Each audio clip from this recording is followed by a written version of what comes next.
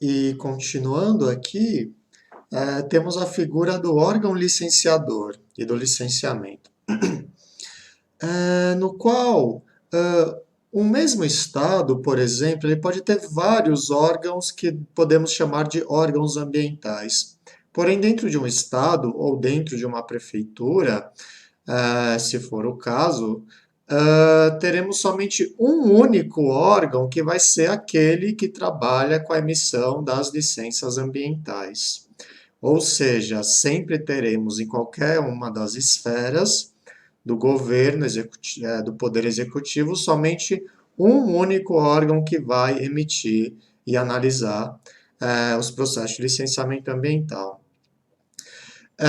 No caso, os órgãos ambientais, municipais, estaduais, federais, eles podem, e dependendo das ocasiões, eles devem trabalhar em conjunto e de forma articulada na análise. Quando eu falo isso, não é que necessariamente você vai entrar vai entrar aí num processo de licenciamento ambiental e você vai precisar consultar as três esferas.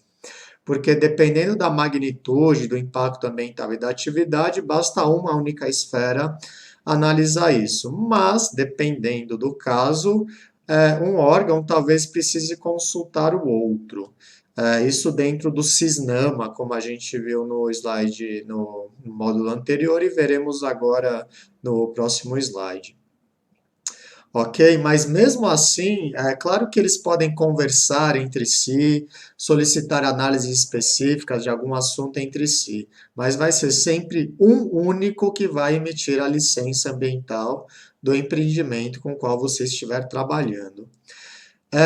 E claro que quando a gente dá a entrada num processo de licenciamento dentro de um órgão, ele recebe muitos outros processos de outras pessoas, de outras empresas, e dentro disso existe uma distribuição que pode ser entre diferentes técnicos de uma área ou entre diferentes áreas técnicas e dentro dessas áreas técnicas entre os diferentes profissionais.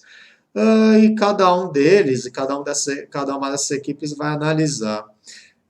A gente até brinca na área que todo o processo de licenciamento estará sobre um técnico, que a gente chama de pai ou mãe do processo, que ele está alocado num departamento específico dentro de toda aquela estrutura organizacional. Então não basta a gente simplesmente falar assim, fala com o órgão ambiental, etc. Nós temos de saber sempre com qual departamento falar, e no caso, quando a gente já deu a entrada com um processo, precisamos saber com qual pessoa específica que está fazendo essa análise e temos de conversar. Às vezes não é só uma única pessoa, às vezes podem ser duas pessoas, enfim, mas de qualquer forma sempre vai ter aquela pessoa que é a responsável. Isso como uma forma também de facilitar a organização, né, da análise dos processos dentro dos próprios órgãos. E claro que o fato do órgão precisar de uma ou mais pessoas dentro dele ou em outros órgãos, etc., vai depender da complexidade do empreendimento que está sendo analisado e quais aspectos ambientais estão sendo mais ou menos afetados. E como a gente falou anteriormente do CISNAMA, em que os órgãos eles precisam trabalhar em conjunto dos municípios, estados e do governo federal, nós temos também esses sistemas ambientais dentro dos estados.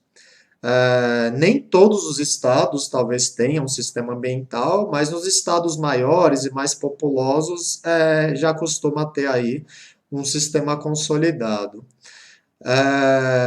E eles trabalham, vamos dizer, de forma conjunta as políticas ambientais dentro de todo o território. Então, não basta só o órgão de licenciamento ambiental ele trabalhar isoladamente, os órgãos que trabalham com unidade de conservação trabalharem isoladamente. Eles podem trabalhar em conjunto.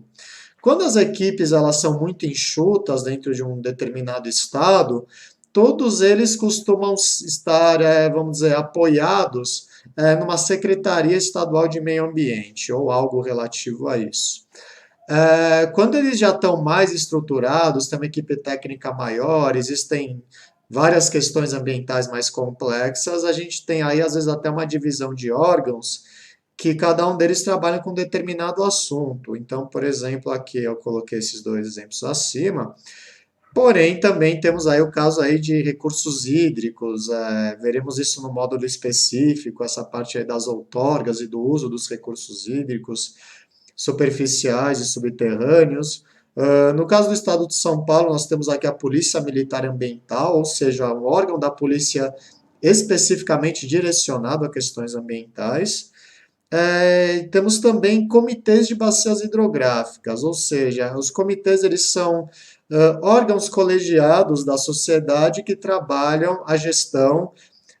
Eu coloco aqui bacias hidrográficas, mas eles não trabalham somente com recursos hídricos, porque a questão da água está muito atrelada a outras questões ambientais, como, por exemplo, o uso e ocupação do solo, empreendimentos aí, atividades potencialmente poluidoras, e, dependendo do caso, isso pode passar, sim, pelos comitês de bacias hidrográficas. Eu vou falar disso mais para frente, recursos hídricos, mas só para dar uma ideia para vocês de que às vezes esses comitês eles também fazem parte do sistema ambiental, dependendo de como o Estado acabou decretando, decidindo isso.